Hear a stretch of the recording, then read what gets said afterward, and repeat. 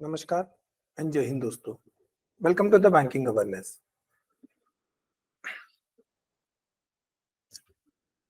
दोस्तों, banking awareness के अंदर हम जिस टॉपिक को पढ़ रहे हैं वो है insolvency and bankruptcy code 2016 IBC.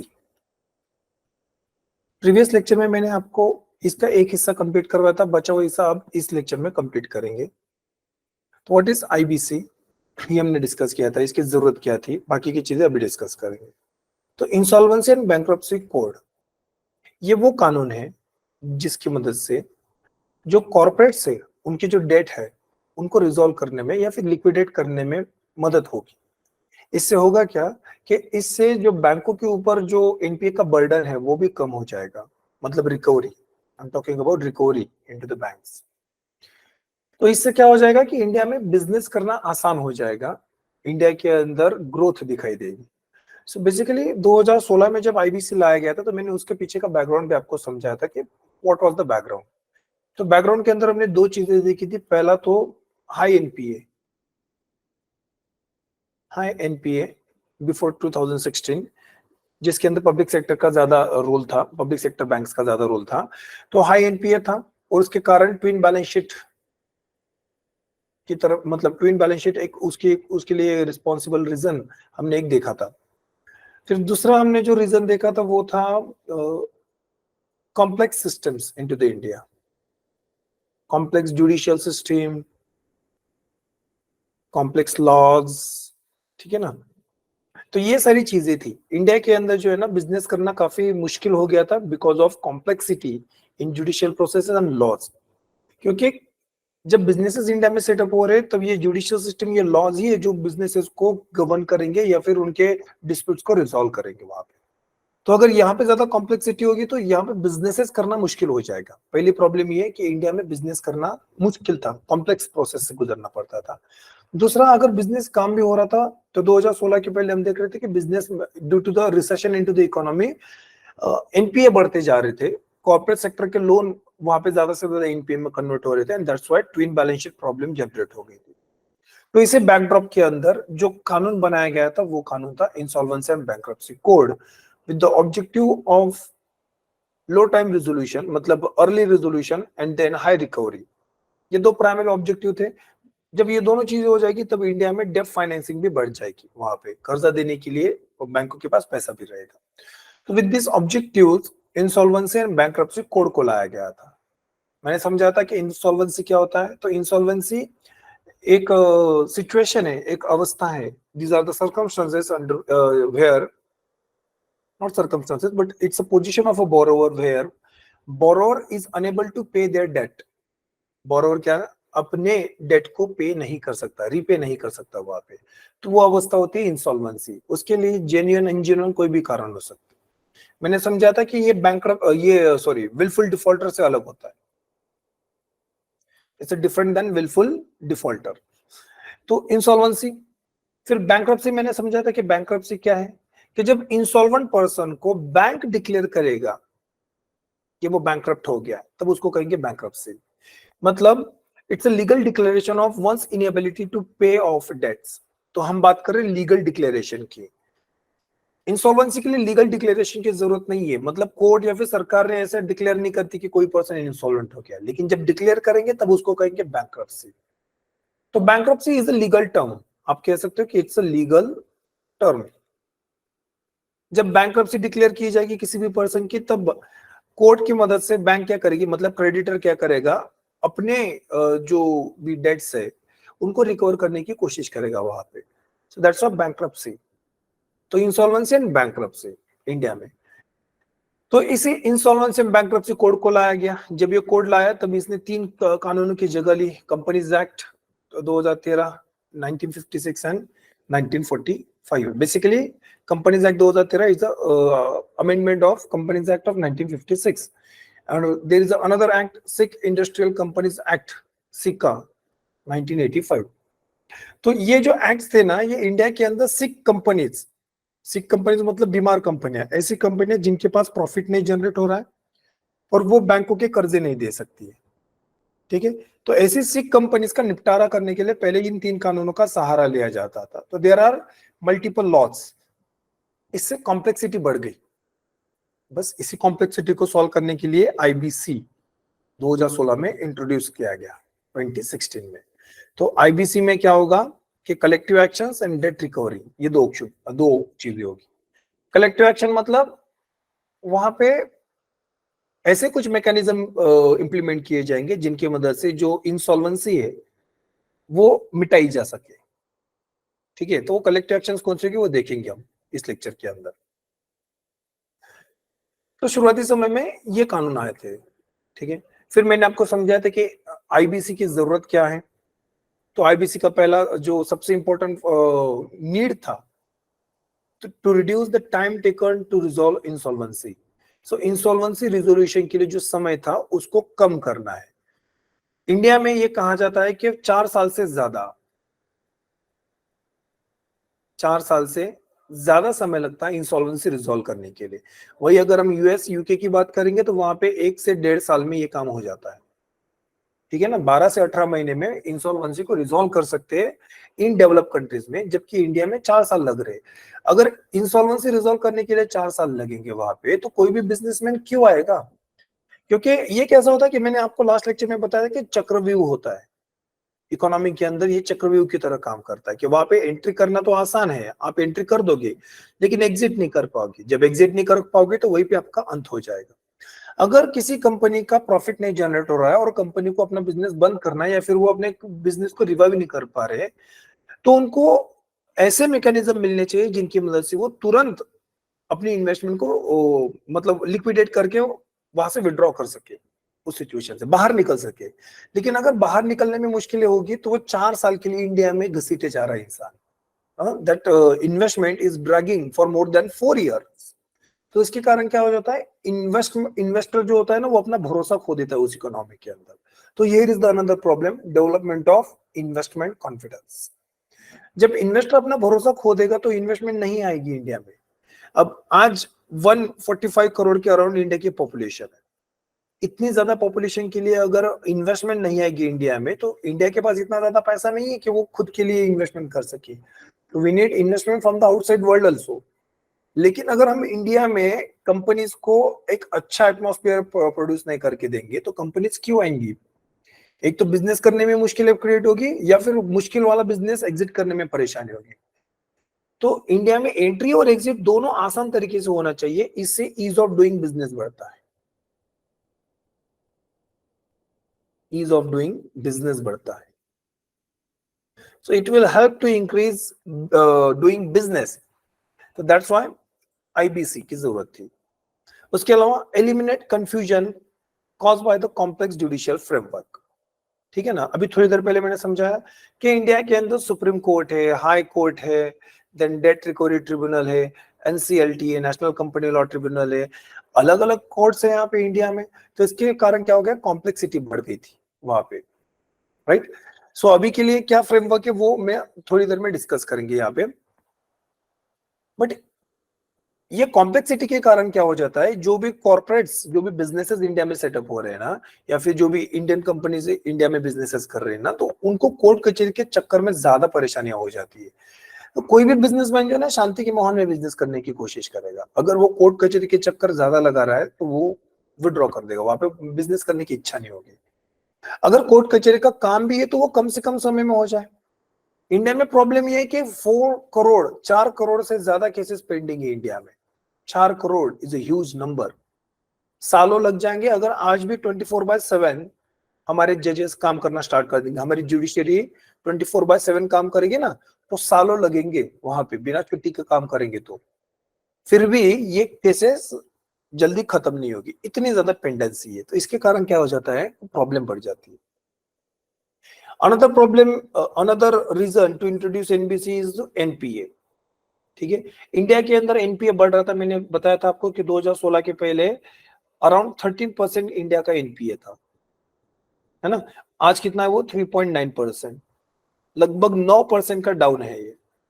2012-13 की बात है ये, वहां से लेके अभी तक, मतलब पिछले 10 साल में ये सबसे लोएस्ट एनपीए रेट है इंडिया का। लेकिन 10 साल पहले तो ज्यादा था ना। तो इसमें पब्लिक सेक्टर का रोल सबसे ज्यादा था। पब्लिक सेक्टर में आई थिंक 16% से ज्यादा एनपीए रेट था आपका। अगर इतना एनपीए रेट होगा तो प्रॉब्लम हो जाएगी ना, बैंकों के पास पैसा कम आएगा तो बैंक भी खतरे में, और बैंकों को कंपनीज जो ईएमआई पे कर रही है वो कंपनीज भी खतरे में, तो पूरी इकोनॉमी प्रॉब्लम में आ रही है वहां पे। तो अगर बैंक अपनी एनपीए को रिड्यूस कर सके तो ठीक बात है, इसलिए आईबीसी को लाया गया वहां पे रिकवरी बढ़ाने के लिए बैंक्स के अंदर, है ना। So this is then another reason is to develop credit market into the India, ठीक है ना, क्रेडिट। सो गाइस, जब हम बैंक के अंदर बात करते हैं तो बैंक के अंदर दो तरीके से पैसे मिलते हैं, एक है लोन, सेकंड इज क्रेडिट। दोनों चीजें एक जैसी नहीं है, हम जनरल लैंग्वेज में बोल देते कि दोनों एक ही चीज है, लोग कंफ्यूज हो जाते हैं कि लोगों को लगता है लोन और क्रेडिट एक ही चीज है। नहीं, वो दिखती है एक जैसी बट दोनों में अंतर है वहां पे। जैसे हम क्रेडिट कार्ड बेचते हैं, बैंकों के अंदर क्या बेचा जाता है, क्रेडिट कार्ड, लोन कार्ड नहीं बेचते वो। तो what is the difference, simple difference है यहाँ पे। जो लोन होता है ना बैंक के अंदर, वो आपको लमसम अमाउंट मिलती है। मान लो कि मुझे लोन लेना है बैंक से, ठीक है, और मुझे एक गाड़ी खरीदनी है, तो गाड़ी खरीदने के लिए मुझे 10 लाख रुपए का लोन चाहिए वहां पे, 10 लाख रुपए। तो मैं जब बैंक से लोन लूंगा 10 लाख रुपए, तो बैंक मुझे 10 लाख रुपए अपफ्रंट मतलब पहले ही दे देगी वहां पे, और 10 लाख रुपए के ऊपर मुझे इंटरेस्ट रेट देना पड़ेगा वहां पे। सो दिस इज लोन। ये चीज क्या है, लोन। मतलब यहाँ पे मुझे एक लमसम अमाउंट मिल रही है एक ठोक में, ठीक है। अब मैं इस पैसे को इंस्टॉलमेंट में यूज करूं कि एकदम यूज करूं, यूज कैसे करना है वो मेरा प्रॉब्लम है, लेकिन मुझे बैंक से ही एकदम पैसा मिल जाएगा। तो बैंक जो इंटरेस्ट रेट चार्ज करेगी पूरे 10 लाख रुपए के ऊपर चार्ज करेगी, क्योंकि लोन अमाउंट कितनी है, 10 लाख रुपए यहाँ पे, है ना। तो इस तरीके से लोन बेचा जाएगा आपको। क्रेडिट क्या होता है, जैसे मान लो क्रेडिट कार्ड, अब क्रेडिट कार्ड की लिमिट होगी, मान लो 5 लाख रुपए की क्रेडिट कार्ड की लिमिट है आपकी, तो मतलब आप 5 लाख रुपए का लोन ले रहे हो क्रेडिट कार्ड से, आप अप टू 5 लाख रुपए खर्च कर सकते हो ना। लेकिन आप ये 5 लाख रुपए आपको एकदम मिल जाते हैं क्या, तो नहीं। आप इस कार्ड के जरिए से जब चाहे और जितना चाहे उतना पैसा निकाल सकते हैं, अप टू 5 लाख रुपए। मान लो कि आपने अभी शॉपिंग कर ली, शॉपिंग करने के लिए 50,000 रुपए खर्च किए आपने, तो यू यूज क्रेडिट कार्ड, आप क्रेडिट कार्ड स्वाइप करोगे, 50,000 का लोन मिल जाएगा, लेकिन पूरा 5 लाख नहीं मिलेगा ना, 50,000 मिलेगा, अभी भी 4,500 4.5 लाख रुपए बाकी है। मान लो आपने एक बाइक खरीद ली, बाइक के लिए 2.5 लाख रुपए खर्चा किया आपने, क्रेडिट कार्ड यूज किया, तो अभी भी 2 लाख रुपए बाकी है। इस तरीके से आपके क्रेडिट लाइन मिलती है, आपको लाइन ऑफ क्रेडिट मिलती है, इसको कहते हैं line of credit. You will get line of credit up to 5 lakh rupees. तो क्रेडिट क्या होता है कि क्रेडिट के अंदर भी आपको कर्जा मिलता है, लेकिन यहाँ पे आपको सारा कर्जा एक साथ नहीं मिलता है वहां पे। You will not get all the amount in the loan in upfront. तो आपकी जैसी जरूरत है आप पैसा वैसे यूज कर सकते हो क्रेडिट के अंदर, है ना। अब इससे होता क्या है कि आपने मान लो 50,000 रुपए यूज किए, 4.5 लाख रुपए नहीं यूज किए अभी भी, तो आपको बस 50,000 रुपए के ऊपर इंटरेस्ट लगेगा, 4.5 लाख रुपए के ऊपर नहीं। Of course there is a nominal free on the whole amount, तो वो नॉमिनल फी तो वैसे भी लगेगी, आप यूज करो नहीं करो, लेकिन जो इंटरेस्ट रेट चार्ज होगा ना आपको, वो बस यूज अमाउंट पे ही होगा, अनयूज अमाउंट पे नहीं होगा। मान लो आपने और 2.5 लाख रुपए यूज कर लिए, तो उसके ऊपर इंटरेस्ट लगेगा, 2 लाख रुपए बचे उसके ऊपर इंटरेस्ट नहीं लगेगा, तो आपका टोटल 3 लाख रुपए के ऊपर इंटरेस्ट लगाएंगे वो। तो दिस इज योर क्रेडिट। ये क्या होता है आपका क्रेडिट। तो लोन से थोड़ा सा डिफरेंट होता है क्रेडिट वाला जो पार्ट है। लोन के ऊपर जो इंटरेस्ट रेट होता है ना, वो compare to the credit interest rate कैसा होता है, वो लोन के ऊपर कम होता है। मतलब लोन के ऊपर इंटरेस्ट रेट लो है compare to the credit card, credit card के ऊपर इंटरेस्ट रेट कैसा है, हाई होता है।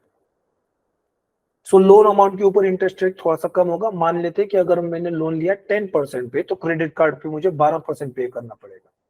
सो credit will charge you high interest rate compare to the loan. तो डिफरेंस होता है क्रेडिट और लोन में, ठीक है। तो we are specifically talking here about credit, development of credit, क्योंकि बिजनेसेस के अंदर जो है ना, लोन से ज्यादा क्रेडिट, लाइन ऑफ क्रेडिट ज्यादा यूज करते हैं लोग। इससे क्या होता है कि जितना चाहे उतना पैसा यूज किया जाता है, और उतने पैसे के लिए आपको चार्ज देना पड़ता है। ओके, तो लाइन ऑफ क्रेडिट ज्यादा बिजनेसेस के लिए काम में आते हैं, ज्यादा उनको हैंडी हो जाते, कन्वीनियंट हो जाते। So that's how development of credit market, उसके लिए क्या किया जाता है, आईबीसी को इंट्रोड्यूस किया जाता है इंडिया के अंदर। तो उसके अलग अलग कारण है आईबीसी को इंट्रोड्यूस करने के। फिर मैंने समझाया था कि आईबीसी के अंदर दो प्रोसेस है जिसको यूज किया जाएगा, एक तो इंसॉल्वेंसी रिजोल्यूशन और लिक्विडेशन। लास्ट लेक्चर में मैंने बताया था कि जैसे हमने जब सरफेसी एक्ट की हमने बात की थी, तो सरफेसी एक्ट के अंदर हमने देखा था कि 3 प्रोसेस है, यहाँ पे 2 प्रोसेसेस इन्वॉल्व है आईबीसी के अंदर 2। ठीक है, सरफेसी एक्ट के अंदर कौन सी 3 प्रोसेस है, तो एक securitisation, asset reconstruction and enforcement of security interest. और यहाँ पे 2 प्रोसेसेस कौन सी है, तो पहली इंसॉल्वेंसी रिजोल्यूशन प्रोसेस, दूसरी लिक्विडेशन प्रोसेस। 2 प्रोसेस है। तो what is insolvency resolution process? Under this process the financial creditors, मतलब जो बैंक है जिन्होंने कर्जा दिया है, बैंक्स मतलब यहाँ पे मैं बस बैंक्स का नाम ले रहा हूँ, बट यहाँ पे एनबीएफसी भी हो सकती है, अलग अलग संस्थाएं भी हो सकती है। Under this the financial creditors assesses the viability of debtors and think of option to revive the firm। मतलब जो अगर मान लो मेरी कंपनी है, मेरी कंपनी XYZ, ठीक है, अब मैंने कंपनी ने 10 करोड़ रुपए का कर्जा लिया था, now I am not able to repay that loan, तो मैं इंसॉल्वेंट बन गया, I become insolvent. So when I become insolvent, तो बैंक के पास 2 ऑप्शन है वहां पे। पहला ऑप्शन है रिजॉल्व करना, दूसरा ऑप्शन है लिक्विडेट करना। पहला ऑप्शन रिजोल्यूशन, ठीक है। तो रिजोल्यूशन के ऑप्शन में क्या होगा वहां पे कि यहाँ पे जो एक्सपर्ट लोग आएंगे वो डिसाइड करेंगे कि हम क्या इस इंसॉल्वेंसी को मिटा सकते हैं क्या, कि कंपनी के अंदर कुछ मैनेजमेंट बदल के, या सीईओ बदल के, कंपनीज के अंदर कुछ प्रोसेस बदल के, शेयर होल्डिंग बदल के, क्या हम इस इंसॉल्वेंसी को रिजॉल्व कर सकते हैं क्या? अगर कर सकते तो उसके लिए प्रयास किए जाएंगे। That means they will think of option to revive the firm. हम हमारी कंपनी को फिर से जिंदा अलाइव करने की कोशिश करेंगे। अगर वो फिर से जिंदा होती है तो प्रॉफिट कमाना शुरू कर देगी, प्रॉफिट कमाएगी तो सारा कर्जा चुका देगी अपना। तो इंसॉल्वेंसी रिजोल्यूशन एक तरीका होता है। अगर 100 बार सोच के भी कोई सॉल्यूशन नहीं मिल रहा है तो ultimate option is liquidation. Liquidation मतलब क्या है, if the insolvency resolution process fail, मतलब रिजोल्यूशन करने की कोशिश नाकाम हो गई, then financial creditor decide to wind down the company. Wind up करना मतलब खत्म कर देना। Wind down the company and distribute the assets to the vendors. मतलब जितने भी एसेट्स है, गाड़ी है, बिल्डिंग है, जमीन है, सारी चीजों को बेचो, मतलब लिक्विडेट करो। जो भी पैसा आया तो कर्जदारों में बांट दो, अगर कुछ बचता है तो मालिक को दे दो फिर। तो इस तरीके से insolvency resolution and liquidation process होती है। इन प्रोसेस को थोड़ा सा डिटेल में देखते हैं। सो इंसॉल्वेंसी रिजोल्यूशन प्रोसेस क्या होती है? It is a collective mechanism under which lenders deals with the overall distress position of a corporate debtor. तो कॉर्पोरेट डेट के लिए ये काम करेगा। The owners to initiate lies with the debtor, and lender can pursue the actions of recovery, security enforcement and debt restructuring following the setup। तो यहाँ पे ये कहने की बात क्या, ये क्या कहने की कोशिश कर रहे हैं कि एक बैंक होगी, तो यहाँ पे एक नहीं, एक से ज्यादा भी बैंक हो सकती है। मान लो मेरी कंपनी है XYZ, तो XYZ कंपनी ने 100 करोड़ का कर्जा लिया है। अब ये 100 करोड़ रुपए एक से ज्यादा बैंकों ने दिए, मान लेते हैं 2 बैंक से, यहाँ पे 50 करोड़, एक से ज्यादा कितने भी हो सकते हैं, ठीक है। तो लेंडर 1, लेंडर 2, ये हो गए ये हो गए लेंडर आपके, मतलब क्रेडिटर्स, और ये हो गए आपके बोरोवर, मतलब डेटर। तो ये इंसॉल्वेंसी रिजोल्यूशन प्रोसेस कौन कर स्टार्ट कर सकता है? तो ये बोरोवर मतलब डेटर भी स्टार्ट कर सकता है, लेंडर भी स्टार्ट करता है। म्यूचुअली एग्रीड करेंगे और ये दोनों मिलके प्रोसेस स्टार्ट करेंगे वहां पे। So it's a collective mechanism.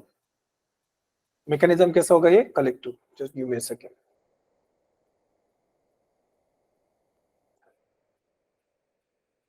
So it's a collective mechanism under which lenders, जितने भी lenders है, deals with the overall distress position of the debtor.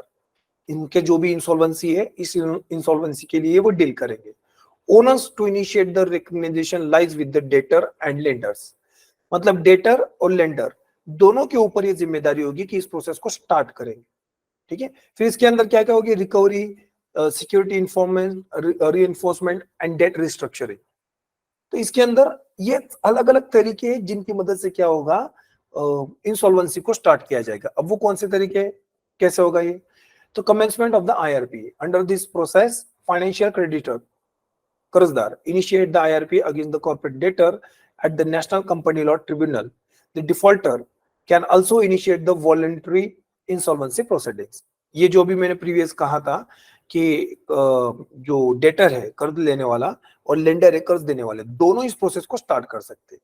अगर लेंडर को ये प्रोसेस स्टार्ट करनी है तो उनको कहाँ पे जाना पड़ेगा? पहले national company law tribunal, NCLT. NCLT क्या है थोड़ी देर में डिस्कस करेंगे. अभी के लिए इतना याद रखो कि ये ट्रिब्यूनल है. It's a tribunal. What is tribunal here? कि जो कोर्ट होती है नॉर्मल, जैसे आपकी डिस्ट्रिक्ट कोर्ट है, देन हाई कोर्ट है, सुप्रीम कोर्ट है, दीज आर जनरलाइज कोर्ट.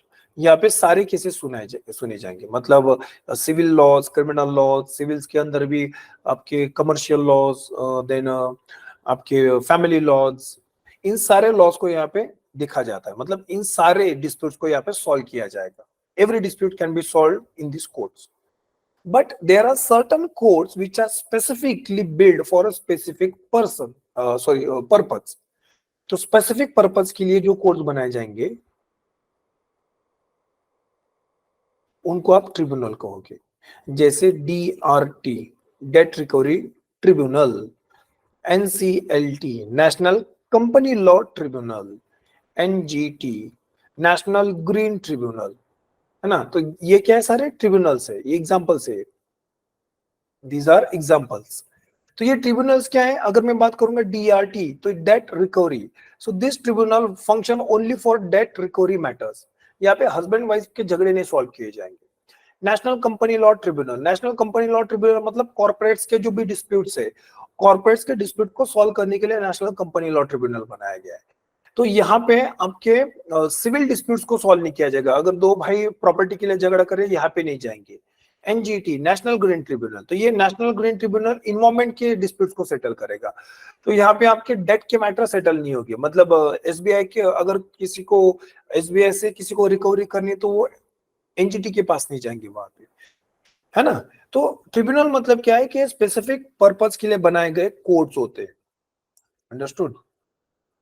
तो जब भी whenever insolvency resolution process need to be initiated, first the creditor or defaulter need to go to the NCLT. NCLT में जाएंगे पहले, फिर NCLT के अंदर प्रोसेस स्टार्ट हो जाएगी. वहां से जैसे NCLT मैटर को टेकअप करेगी तो NCLT क्या करेगी? NCLT अलग अलग डिसीजन देगी. पहला, जैसे NCLT वहां पे मोराटोरियम ऑफर करेगी. Now what is moratorium? Moratorium means calm period, cool down period. For example कि कोविड के अंदर क्या हो गया था कि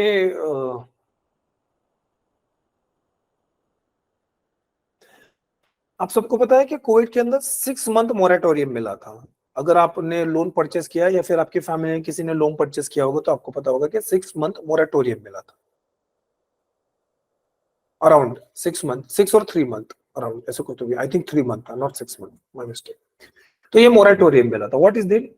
कि अगर आप 3 महीने के लिए बैंक में पैसे नहीं दे रहे हो तो बैंक आपको कंसिडर, मतलब वो 3 महीने को कंसिडर नहीं करेगी NPA के लिए. तो आपको 3 महीने की छूट दी बैंक ने यहाँ पे कि 3 महीने के लिए आप पैसे मत रिपे करो, चलेगा. हम आपके ऊपर आपका जो क्रेडिट स्कोर है उसको खराब नहीं करेंगे. तो ये काम पीरियड दिया था, कूल डाउन पीरियड था. यहाँ पे रिस्क कम हो गया क्रेडिटर के ऊपर. तो ये मोरेटोरियम होता है. तो काम पीरियड, है ना. तो काम पीरियड क्या होता है यहाँ पे? During which no judicial proceedings takes place against the debtor. ठीक है. Not only judicial but administrative process also. It gives time to the stakeholders to arrive at a common resolution rather than running independent process. ठीक है, तो यहाँ पे इसका meaning क्या है, मोरेटोरियम की जरूरत क्या है? जब एनसीएलटी के अंदर कोई भी केस जाएगी तब एनसीएलटी के अंदर मोरेटोरियम ऑफर किया जाएगा, मतलब एक काम पीरियड, जनरली वो 1 साल के अराउंड कुछ हो सकता है, वो 6 महीने से लेके 1 साल के लिए। अब इतने समय के लिए ना कोई जुडिशियल प्रोसेस ना कोई एडमिनिस्ट्रेटिव एक्शन उसके अगेंस्ट ली जाएगी।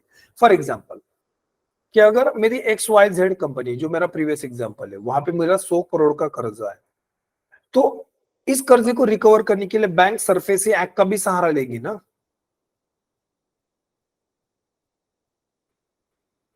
सरफेसी एक्ट का सहारा लेगी या फिर बैंक डेट रिकवरी ट्रिब्यूनल का सहारा लेगी, है ना। तो ये अलग अलग मैकेनिज्म है थ्रू विच ये 100 करोड़ रुपए वसूल करने की कोशिश करेंगे। लेकिन जब मेरा मैटर जाएगा एनसीएलटी के पास अंडर आईबीसी, तब ये कहा जाएगा कि सरफेसी एक्ट और डीआईटी के अंदर जो भी एक्शंस लिए जा रही है वो कुछ समय के लिए रोकी जाएगी, मतलब काम पीरियड मिलेगा। कितना समय? तो वो मोरेटोरियम एनसीएलटी जो ऑफर करेगी उतने समय के लिए, तो सरफेसी एक्ट डीआरटी उतने समय के लिए शांत हो जाएंगे, ना कोई डिसीजन पास करेंगे ना कोई एडमिनिस्ट्रेटिव एक्शंस लेंगे। क्यों? क्योंकि एनसीएलटी के अंदर, सॉरी एनसीएलटी बोल रहा, आईबीसी के अंदर इस इंसॉल्वेंसी को रिजॉल्व करने की कोशिश की जाएगी उतने समय के लिए, है ना। तो इससे क्या हो जाएगा, कॉम्प्लेक्सिटी कम हो जाएगी, तो एक मोरेटोरियम ऑफर किया जाता है वहां पे। Understood? So NCLT orders moratorium, a calm period. During this period, no judicial proceedings takes place against the debtor. It gives time to the stakeholders. Stakeholders मतलब जो IBC की प्रोसेस रन कर रहे हैं वो, to arrive at a common resolution and running the independent process. Okay, तो वो दबाव में आके कुछ डिसीजन ना ले, गलत डिसीजन ना ले, तो इसलिए वहां पे मोरेटोरियम ऑफर करना पहला जरूरी है। एनसीएलटी तुरंत दूसरा जो काम करती है, मतलब जब एनसीएलटी के अंदर जाएंगे, ठीक है, तो एनसीएलटी पहले तो मोरेटोरियम ऑफर करेगी, दूसरा क्या है, it will appoint resolution professional, इसको इंसॉल्वेंसी प्रोफेशनल भी कहते हैं।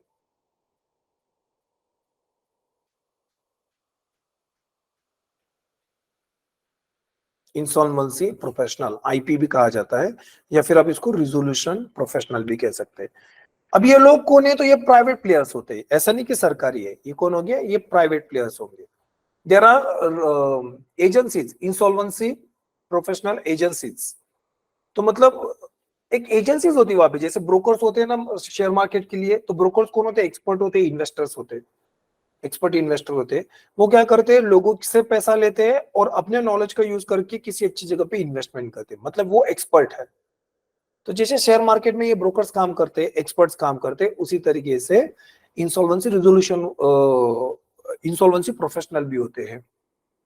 Understood?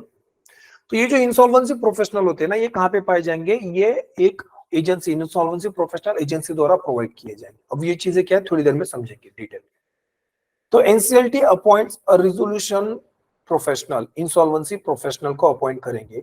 The major objective of the resolution professional is to collect the information relating to the asset, finance of the corporate debtor to determine his financial position. मतलब insolvency professional क्या करेगा वहां पे कि मेरी XYZ कंपनी है ना, तो XYZ कंपनी के अंदर सारी फाइनेंशियल इंफॉर्मेशन को कलेक्ट करेगा और उसके ऊपर एक प्लान बनाने की कोशिश करेगा। मतलब ये इंचार्ज है यहाँ पे, ये कौन है? In charge. He is in in charge of resolution process, resolution process, जो ये एग्जीक्यूटिव की तरह काम कर रहा है। He is behaving like a executive. इसका काम क्या है कि एनसीएलटी जिसको अपॉइंट करेगी, इंसॉल्वेंसी प्रोफेशनल जाएगा, XYZ कंपनी में आएगा और फिर वहां पे उनकी फाइनेंशियल पोजीशन को स्टडी करेगा और वहां से कुछ ना कुछ आइडिया लेने की कोशिश करेगा कि प्रॉब्लम क्या है, गड़बड़ क्या है, गड़बड़ को कैसे सॉल्व किया जा सकता है। ये सारी चीजें वो वहां पे उसका एक लॉजिक डेवलप करेगा। अंडरस्टूड? वो डायरेक्टली डिसीजन नहीं लेगा। क्यों नहीं लेगा समझेंगे आप यहाँ पे। तो इंसॉल्वेंसी प्रोफेशनल वहां पे अपॉइंट किए जाएंगे और इनको अपॉइंट कौन करेंगे? NCLT. So NCLT appoint the insolvency resolution process. Its objective is to collect information regarding assets, financial positions of the debtor and determine his financial position.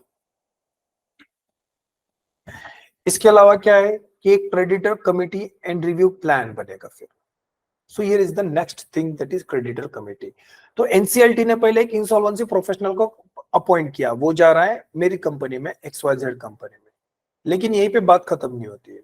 एक क्रेडिटर्स कमिटी होती है, ठीक है।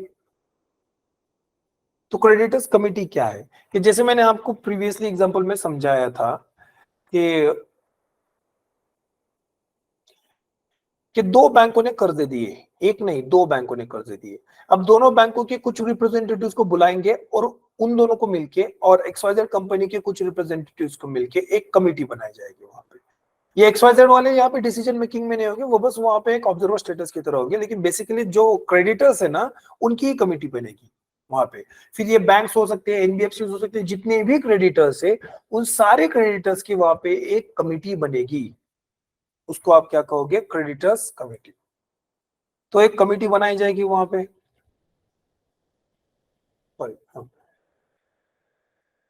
सो एक क्रेडिटर्स कमिटी बनाई जाएगी। अब ये क्रेडिटर्स कमिटी एक प्लान बनाएगी, उस प्लान को एग्जीक्यूट करेगी इंसॉल्वेंसी प्रोफेशनल। प्लान बनाने के लिए इंसॉल्वेंसी प्रोफेशनल भी मदद करेगा वहां। सो इंसॉल्वेंसी प्रोफेशनल और resolution professional after evaluating all the claims constitute a creditors committee। तो आईपी की मदद से क्या बनेगी? क्रेडिटर्स कमिटी बनेगी। The committee consist of financial creditors, जितने भी क्रेडिटर्स है सब, of the corporate debtor excluding the party creditors, ठीक है ना। तो वहां पे ये पार्टी क्रेडिटर्स मेंबर्स नहीं होंगे। मैंने पहले भी कहा था कि वो बस एक तरीके से ऑब्जर्वर की तरह काम करेंगे वहां पे, they are not members of that committee. तो excluding the party creditors, the committee considers proposal and decide whether the proceeds with the revival plan and liquidation within the period of 180 days। तो committee का काम क्या है? Committee का काम है एक प्लान बनाना, ठीक है। तो यहाँ पे एक क्रेडिटर कमेटी बनाई जाएगी, एक इंसॉल्वेंसी प्रोफेशनल आएगा। इंसॉल्वेंसी प्रोफेशनल की मदद से क्रेडिटर कमेटी बनाई जाएगी, ये दोनों मिलके एक प्लान डेवलप करेंगे। वो प्लान क्या होगा? तो रिजोल्यूशन प्लान होगा। That plan is a resolution plan. So with the help of insolvency professional and creditor committee, a resolution plan is to be formulated and that plan is executed within 180 days। तो ये plan 180 दिन मतलब लगभग 6 महीने के अंदर अंदर इसको एग्जीक्यूट करना है। विदिन 180 डेज इस प्लान को एग्जीक्यूट करना है। लेकिन अगर नहीं हो रहा है तो एक एक्सटेंशन भी मिलेगा 90 डेज का। होता है ना, फुटबॉल की मैच होती है 90 मिनट की, लेकिन अगर 90 मिनट में भी अगर टाई हो रहा है, कोई फाइनल डिसीजन नहीं आ रहा है, तो एक्स्ट्रा टाइम दिया जाता है, दैट इज एक्स्ट्रा टाइम। तो ये भी क्या है हमारे पास? Extra time. So national company law tribunal की मदद से आईपी को अपॉइंट किया जाएगा। इंसॉल्वेंसी प्रोफेशनल क्या करेगा? तो कंपनी के पास जाएगा और उनकी फाइनेंशियल पोजीशन को एसेस करेगा। अकॉर्डिंगली वो क्या करेगा? मदद करेगा एक क्रेडिटर्स कमेटी बनाने के लिए। क्रेडिटर्स कमेटी और इंसॉल्वेंसी प्रोफेशनल मिलके एक प्लान बनाएंगे और जिस प्लान को 180 दिन में एग्जीक्यूट करना पड़ेगा। अब ये प्लान के अंदर क्या क्या हो सकता है? तो प्लान के अंदर अलग अलग चीजें हो सकती है वहां पे, ठीक है ना। प्लान के अंदर क्या हो सकता है? तो प्लान के अंदर, सॉरी माय मिस्टेक,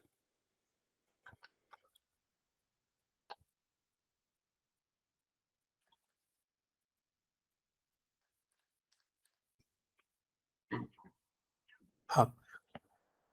तो ये जो प्लान होगा ना, प्लान के अंदर क्या होगा? तो प्लान के अंदर अलग अलग ऑप्शंस अवेलेबल है उनके पास। जैसे अगर उनको लगता है कि मैनेजमेंट में गड़बड़ी है तो मैनेजमेंट को सुधारने की कोशिश करेंगे। वहां पे मैनेजमेंट में जो इफिशिएंट लोग हैं उनको रखेंगे, जो इनएफिशिएंट लोग हैं निकाल देंगे। अगर आपका सीईओ ही गड़बड़ी वाला होगा तो सीईओ को भी हटा देंगे। वहां पे देखेंगे वहां पे कि अगर कोई नया बायर मिल सकता है क्या उनको, कि मेरी जो कंपनी XYZ कंपनी, इस कंपनी को कोई खरीद ले और पैसा दे दे उनको, तो न्यू बायर खोजने की कोशिश करेंगे, है ना। अगर वहां पे कुछ प्रोसेसेस में गड़बड़ी होगी, एडमिनिस्ट्रेटिव प्रोसेसेस में, तो एडमिनिस्ट्रेटिव प्रोसेसेस को सुधारने की कोशिश करेंगे वहां पे। हो सकता है वहां पे तो स्ट्रक्चरल चेंजेस भी करेंगे, जैसे शेयर्स शेयर होल्डिंग को चेंज करके, शेयर होल्डिंग को चेंज करके भी वहां पे रिजोल्यूशन करने की कोशिश करेंगे। तो there are many more ways through which they can conduct the process वहां पे, है ना। तो इस तरीके से वहां पे रिजोल्यूशन लाने की कोशिश करेंगे। हो सकता है वो वहां पे डेट रिस्ट्रक्चरिंग की भी कोशिश करेंगे। डेट रिस्ट्रक्चरिंग के अंदर वो अलग अलग ऑप्शन है, हमने सरफेस एक्ट के अंदर देखा था कि जैसे मान लो कि जो एनपीए मेरा 100 करोड़ का, उसके लिए जो मेरा ईएमआई है, मान लेते 50 लाख रुपए का EMI, I am not able to repay 50 lakh rupees EMI, तो वहां पे मेरा ईएमआई रिड्यूस करके 10 लाख रुपए कर देंगे, 20 लाख रुपए कर देंगे, और मेरा जो लोन का टाइम है वो बढ़ा देंगे। तो डेट रिस्ट्रक्चरिंग वो भी हो सकती है। या फिर जो भी क्रेडिटर्स है, मतलब जो भी बैंक से फाइनेंशियल इंस्टीट्यूशन जिन्होंने कर्जे दिए हैं, उन क्रेडिटर्स के डेट को इक्विटी में कन्वर्ट करेंगे, तो डेट टू इक्विटी ट्रांसफर किया जा सकता है ना। तो मैंने अभी जो शेयर होल्डिंग चेंज बोला, ये वही होता है कि डेट को इक्विटी में कन्वर्ट कर दो। कि मान लो एक बैंक ने 50 करोड़ का कर्जा दिया है, दूसरे बैंक ने भी 50 करोड़ का कर्जा दिया है, तो एक काम करो, दोनों का 25-25 करोड़ का आप जो डेट है ना, वो इक्विटी में कन्वर्ट कर दो। तो इससे क्या हो जाएगा, कंपनी की शेयर होल्डिंग बढ़ जाए, बैंकों की शेयर होल्डिंग बढ़ जाएगी कंपनी में। अब बैंक डिसीजन मेकिंग में भी एंट्री कर सकते हैं, और बैंक डायरेक्टली प्रॉफिट भी कमा सकते हैं वहां से, अगर बैंक बिजनेस को रिवाइव कर सकते हैं तो here are many more ways through which creditor committee and IP will come up with a revival plan। ठीक है, अब ये जो सारी प्रोसेस है रिवाइवल प्लान की, वो 180 डेज के अंदर अंदर ही होनी चाहिए। There is a limitation. Now liquidation, what is liquidation? कि जो रिजोल्यूशन प्लान लाया गया है, तो वो जो रिवाइवल प्लान या फिर रिजोल्यूशन प्लान है, अगर वो काम करता है तो ठीक है, अगर नहीं करता है तो तब लिक्विडेशन एक ऑप्शन बचता है। लिक्विडेशन एक ऐसी प्रोसेस है जहां पे सिक बिजनेसेस, जो भी सिक बिजनेस है ना, उनके एसेट्स को बेचा जाता है। उनके सारे एसेट्स को क्या किया जाएगा, बेचा जाएगा। Assets are sold, cell.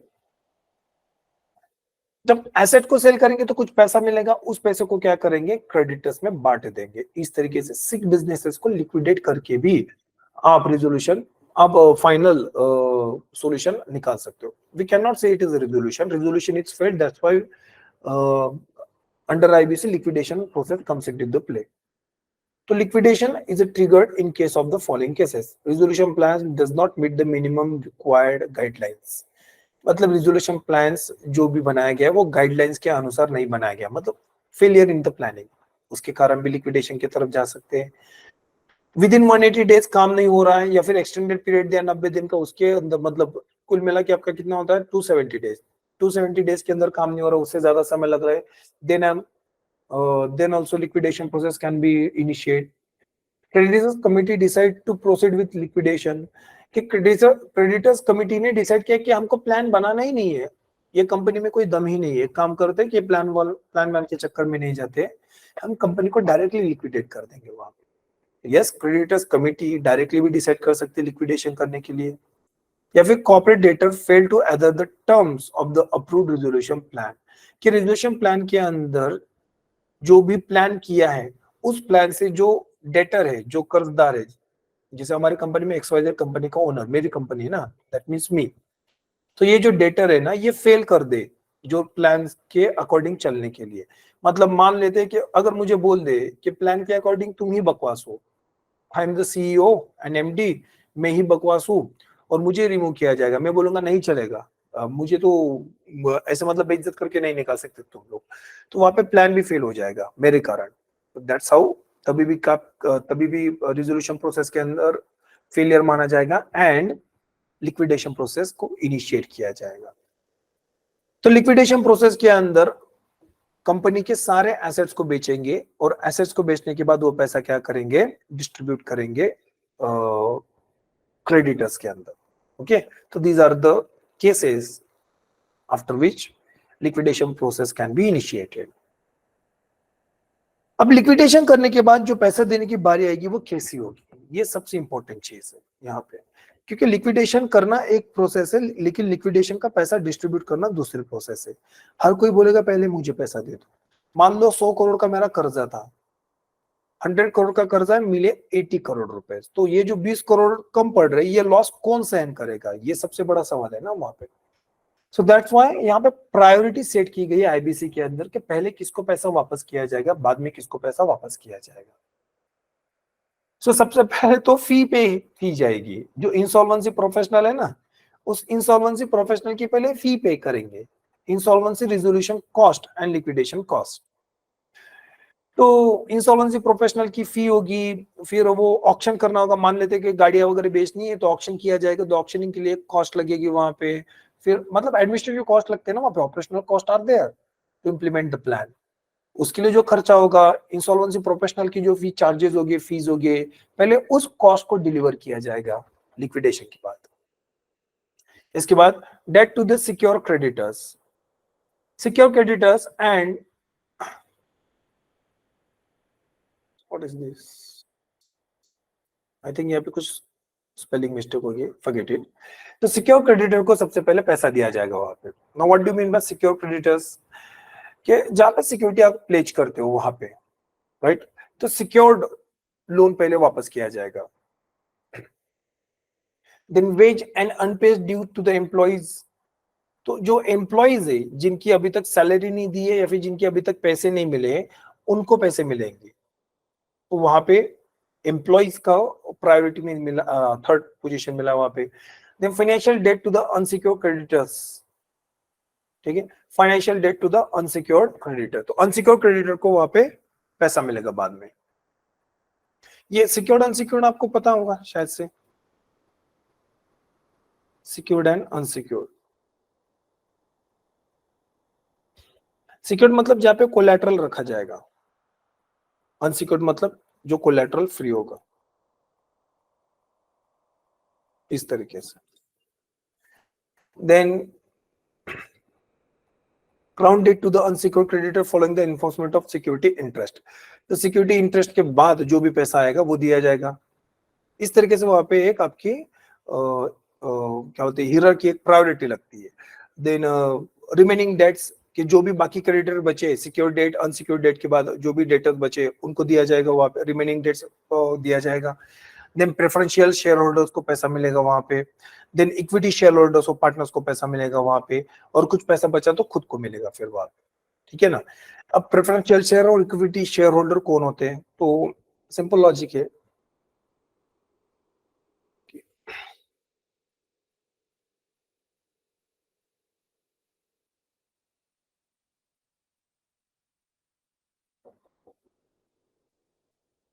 Preferential share holder and common share holder.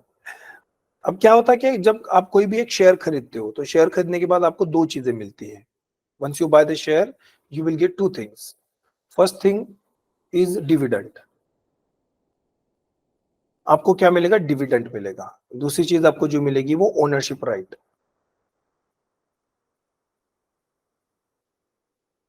Ownership right मतलब वोटिंग राइट्स मिल रहे हैं आपको यहाँ पे, ठीक है, कंपनी के अंदर आप वोट कर सकते हो डिसीजन मेकिंग के अंदर। Now what is common sorry dividend here, dividend is a part of profit, part of profit. अगर 100 करोड़ के मेरे कंपनी का टोटल मार्केट कैपिटलाइजेशन है, ठीक है, 100 करोड़ की मेरी टोटल वैल्यूएशन है, अगर किसी ने मेरे कंपनी के 10 करोड़ के शेयर खरीदे, मतलब वो 10% का पार्टनर बन गया मेरी कंपनी के अंदर। अब वो 10% का पार्टनर है, तो मेरे प्रॉफिट का 10% हिस्सा उसको मिलेगा ना, तो जो हिस्सा इस पार्टनर को मिलेगा, डिविडेंड मिल रहा है, तो वो क्या है, पार्ट ऑफ प्रॉफिट। मतलब अगर 10% का कोई पार्टनर है मेरी कंपनी में, तो डिविडेंड कितना मिलेगा, 10% ऑफ द टोटल प्रॉफिट। इस तरीके से इतना दिया जाना चाहिए। लेकिन कभी कभी क्या, कभी कभी नहीं, बहुत बार क्या होता है कि प्रॉफिट का जो पैसा है ना, उसमें से ज्यादातर पैसा री इन्वेस्ट किया जाता है कंपनी के अंदर, तो उस पैसे को काट के जो पैसा बचा उसको क्या करेंगे, डिविडेंड में दे देंगे वहां। इस तरीके से होता है। तो कॉमन शेयर के अंदर डिविडेंड मिलता है, ओनरशिप मिलती है।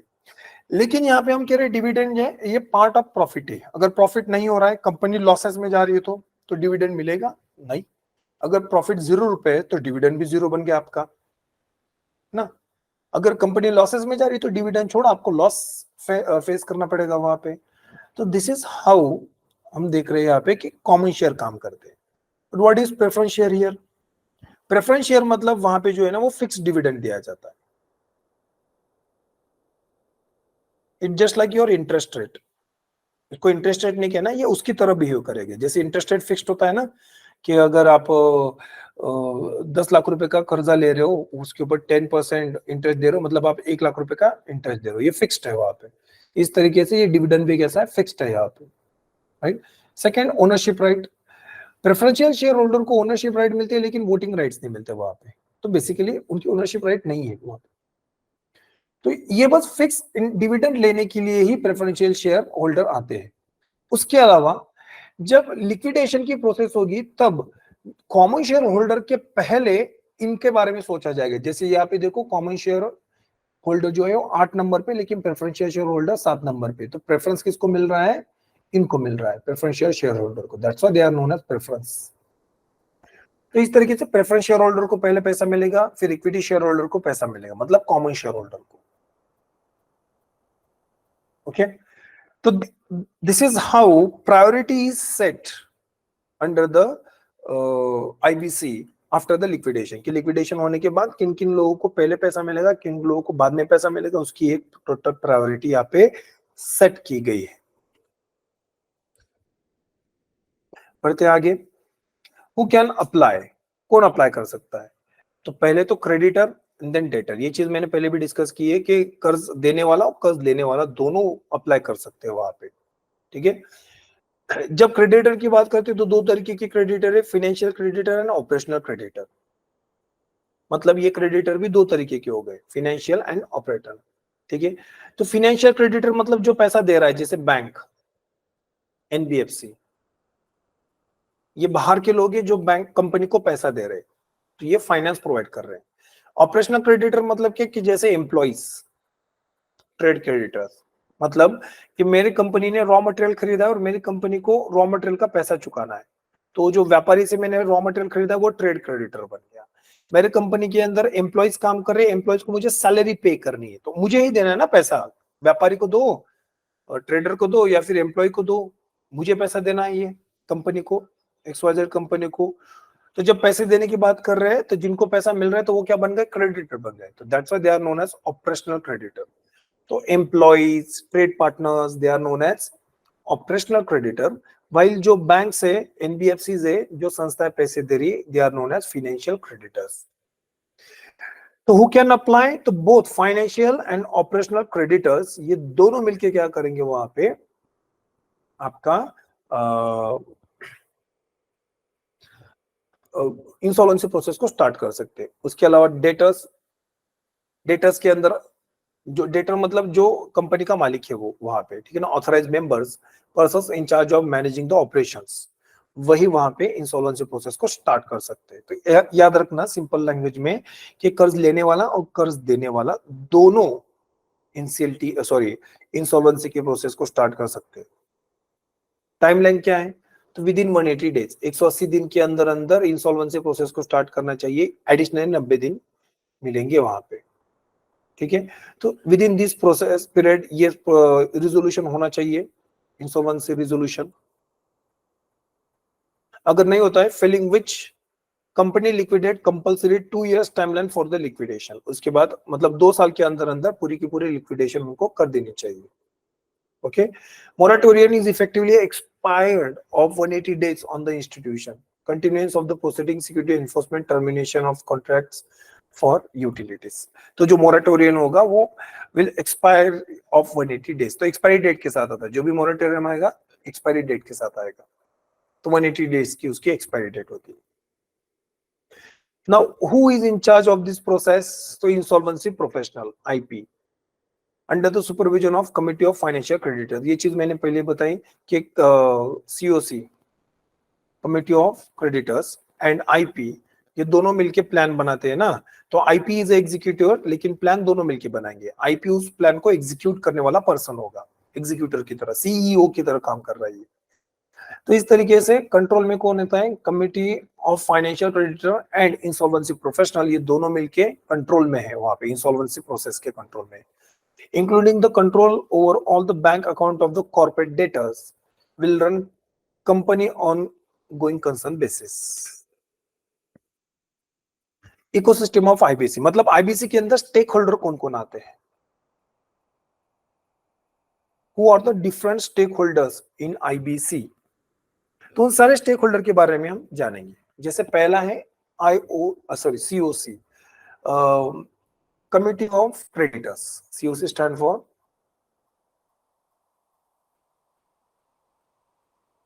Committee of Financial Creditors. What is this COC?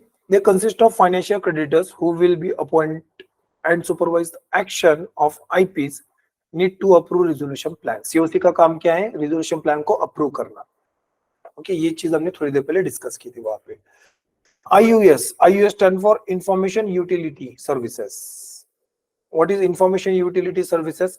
Information Utility Services ये वो संस्था है, ये इंडिपेंडेंट संस्था है. हाँ, ये वो संस्था है, ये प्राइवेट भी बना सकती है वहां पे. ये वो संस्था है which collect, authenticate and disseminate financial information to be used in insolvency, liquidation and bankruptcy proceedings. तो इंसॉल्वेंसी प्रोसेस के लिए जो भी फाइनेंशियल इंफॉर्मेशन को गैदर किया जाता है, जो भी आपके अकाउंट से रिलेटेड इंफॉर्मेशन, आपके एक्सपेंडिचर से रिलेटेड इंफॉर्मेशन है, आपके क्रेडिट से रिलेटेड इंफॉर्मेशन है, उन सारे इंफॉर्मेशन को कलेक्ट करने वाली जो संस्था है उसको आप कहोगे इंफॉर्मेशन यूटिलिटीज. जैसे कि सिविल होता है ना, सिविल भी क्या है? इंफॉर्मेशन यूटिलिटी है, लेकिन सिविल जो है वो कंज्यूमर क्रेडिट में काम करता है. It will work for consumer credit. तो जो कंज्यूमर क्रेडिट है, मतलब जो लोगों ने कर्जे लिए हैं, कंज्यूमर इंडिविजुअल लोगों ने कर्जे लिए ना, तो उन कर्जों से रिलेटेड इंफॉर्मेशन सिविल स्टोर करता है. और ये इंफॉर्मेशन सिविल किनको प्रोवाइड करता है? बैंकों को और एनबीएफसी को प्रोवाइड करता है. वहीं से बैंक्स और एनबीएफसी को पता चलता है कि उनके सामने जो पर्सन बैठा है वो कितना वर्दी है, कि उनको पैसा देना चाहिए, नहीं देना चाहिए. तो इस तरीके से सिविल एक इंफॉर्मेशन यूटिलिटी की तरह काम कर रहा है बैंकों के लिए. In the same way there are another utility, what to say, information utility centres. मतलब कुछ कंपनीज ऐसी है जो इंफॉर्मेशन यूटिलिटी की तरह काम करती है, जो ऐसे कंपनीज के सारी फाइनेंशियल डेटा को कैरी करेंगे, ठीक है, उनको ऑथेंटिक करेंगे और उनको डिसेमिनेट करेंगे, मतलब शेयर करेंगे among the insolvency professionals.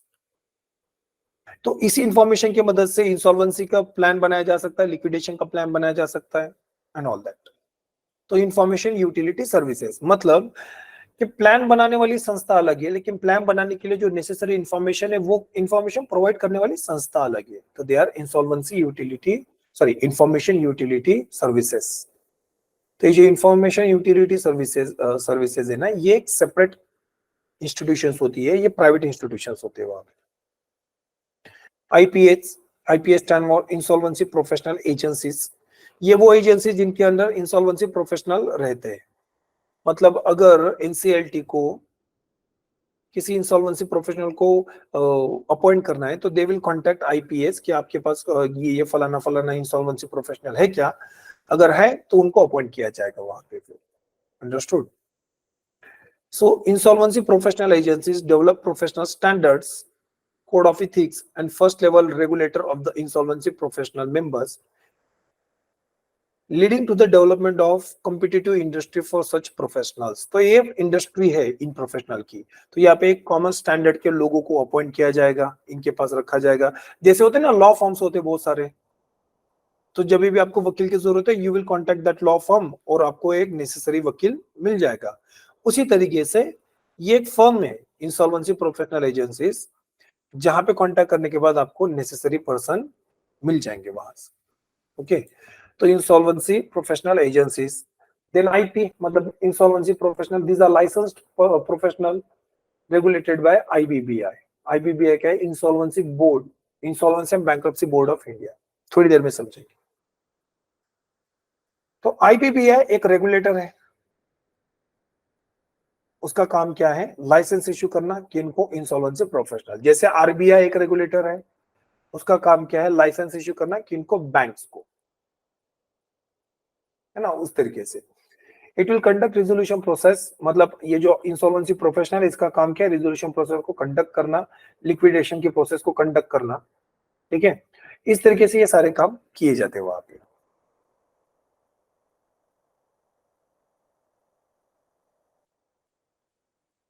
Next is insolvency and bankruptcy board of India. The most crucial point, यहां से बहुत बार सवाल पूछे गए. Insolvency and bankruptcy board of India ये इंडिया के अंदर रेगुलेटर है. It's a regulator, another kind of regulator. जैसे इंडिया में reserve bank of India RBI regulator है, आईआरडीएआई रेगुलेटर है, पीएफआरडीए रेगुलेटर है ना, सेबी एक रेगुलेटर है, अलग अलग रेगुलेटर से उस तरीके से आईबीबीआई भी क्या है, रेगुलेटर है। इनमें से हर रेगुलेटर अलग अलग संस्थाओं को रेगुलेट कर रहा है। Bank RBI banks and non banks को रेगुलेट कर रहा है, आईआरडीएआई इंश्योरेंस कंपनी को, पीएफआरडीए पेंशन फंड कंपनीज को, सेबी आपका कैपिटल मार्केट को रेगुलेट कर रहा है। इस तरीके से अलग अलग रेगुलेटर है। आईबीबीआई का रेगुलेशन कहाँ पे होता है, तो आईबीबीआई का रेगुलेशन वो इंसॉल्वेंसी प्रोसेसेस से रिलेटेड है। इंसॉल्वेंसी प्रोसेसेस को डेवलप करना, इनके स्टैंडर्ड्स को डेवलप करना, इंश्योर करना कि सारे काम उसी स्टैंडर्ड में हो रहे, उन्हीं गाइडलाइंस के अकॉर्डिंग हो रहे। जो भी इंसॉल्वेंसी प्रोफेशनल है उनको रजिस्टर करना, उनको लाइसेंस इशू करना। एक तरीके से इंसॉल्वेंसी के प्रोसेस के अंदर आईबीबीआई का एक इंपॉर्टेंट रोल है। आईबीबीआई की एस्टेब्लिशमेंट हुई थी 2016 में, insolvency and bankruptcy board of India, इसकी एस्टेब्लिशमेंट हुई थी 2016 में under the insolvency and bankruptcy code in 2016। ठीक है, इनका काम क्या है, एक ऐसे इकोसिस्टम डेवलप करना जहां पे इंसॉल्वेंसी कोड को आप इंप्लीमेंट कर सकते हो। ये उनका बेसिक फंक्शन है। इसके अंदर 10 रिप्रेजेंटेटिव्स आएंगे, कुछ आरबीआई से, कुछ मिनिस्ट्री ऑफ फाइनेंस से, कुछ कॉर्पोरेट अफेयर से, अलग अलग जगह से इसके 10 मेंबर्स आएंगे। तो आपको एग्जाम में पूछेंगे कि आईबीबीआई में टोटल मेंबर्स कितने होते हैं, 10। ठीक है, वो 10 कैसे है, तो एक तो चेयरमैन है, 3 जो मेंबर्स आएंगे वो गवर्नमेंट ऑफ इंडिया से आएंगे, मिनिस्टर ऑफ फाइनेंस से, एक जो मेंबर आएगा वो आरबीआई से आएगा, और 5 मेंबर है ये नॉमिनेटेड होंगे सेंट्रल बैंक द्वारा, ये मिनिस्टर ऑफ फाइनेंस, ये आरबीआई, और ये सेंट्रल गवर्नमेंट। ठीक है, तो ये नॉमिनेटेड। अब ये नॉमिनेटेड कौन हो सकते हैं, ये नॉमिनेटेड मतलब प्रोफेशनल पर्सन हो सकते हैं वहां पे, कोई प्राइवेट प्लेयर्स भी हो सकते हैं, या फिर पब्लिक, मतलब कोई आईएएस आईपीएस अधिकारी जिनको फाइनेंस का अच्छा खासा नॉलेज है वो भी यहाँ पे काम कर सकते हैं। अगर प्राइवेट कंपनीज के अंदर काम करने वाले कुछ एक्सपर्ट है तो प्राइवेट पब्लिक सेक्टर के किसी भी एक्सपर्ट को यहाँ पे बुलाया जाएगा। This is your IBBI.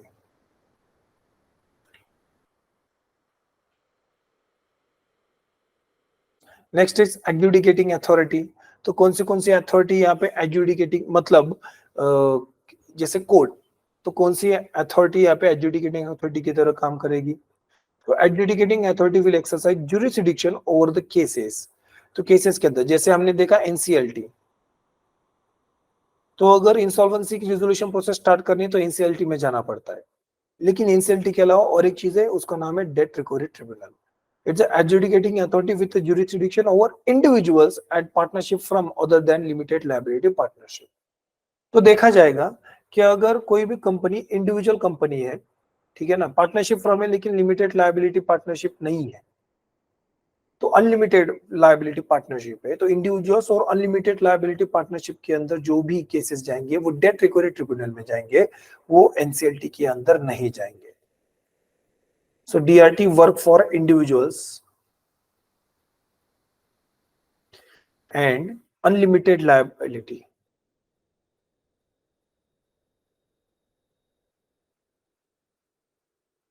partnership firm। तो अगर इनके खिलाफ इंसॉल्वेंसी प्रोसेस स्टार्ट करनी है तो डीआरटी के अंदर जाना पड़ेगा। जो दूसरी संस्था है वो एनसीएलटी, इसके बारे में अभी थोड़ी देर हमने देखा था कि कंपनी एक्ट के अंदर एनसीएलटी को बनाया गया है। यहाँ पे कौन जाएंगे, तो जो केसेस डीआरटी में नहीं जाएंगे वो एनसीएलटी में जाएंगे। Understood? The National Company Law Tribunal shall be adjudicating authority with the jurisdiction over companies other than unlimited liability companies, including LLBs, limited liabilities companies। ठीक है ना, ये थोड़ा सा गड़बड़ हो गया यहाँ पे। Appeal from the other NCLT shall lies with the National Company Law Appellate Tribunal। तो NCLT के ऊपर कौन होता है, NCLAT, National Company Law Appellate Tribunal।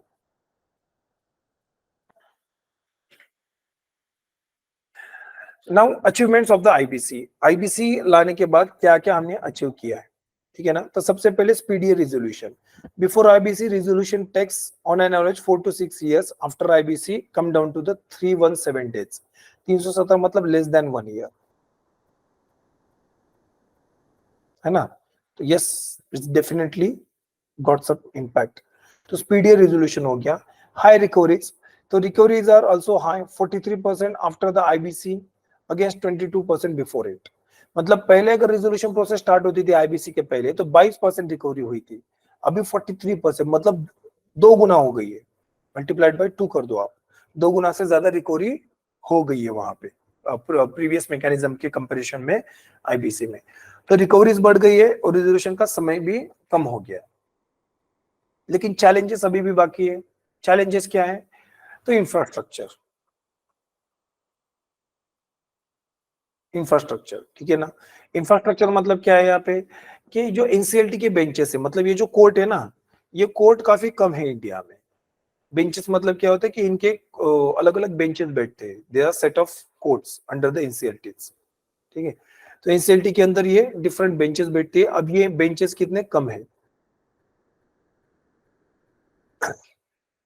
तो 25, ये 2019 में डिसाइड किया गया था 25 single and divisional bench NCLT के अंदर बनाए जाएंगे। लेकिन वो अभी भी नॉन ऑपरेशनल है। कि डिसाइड किया था कि 25 बेंचेस बढ़ाएंगे एनसीएलटीज के अंदर, अलग अलग जगह पे अलग अलग कोर्ट बनाएंगे एनसीएलटीज के, 25 कोर्ट बनाएंगे। लेकिन अभी भी वो कैसे नॉन ऑपरेशनल, उसमें से ज्यादातर नॉन ऑपरेशनल है। तो जब तक ये ऑपरेशनल नहीं होंगे तब तक ये केसेस जल्दी सॉल्व नहीं होंगे ना वहां पे। तो इसलिए मैंने कहा lack of proper infrastructure and adequate staff is a problem under the NBFC. Then low approval rate, ठीक है।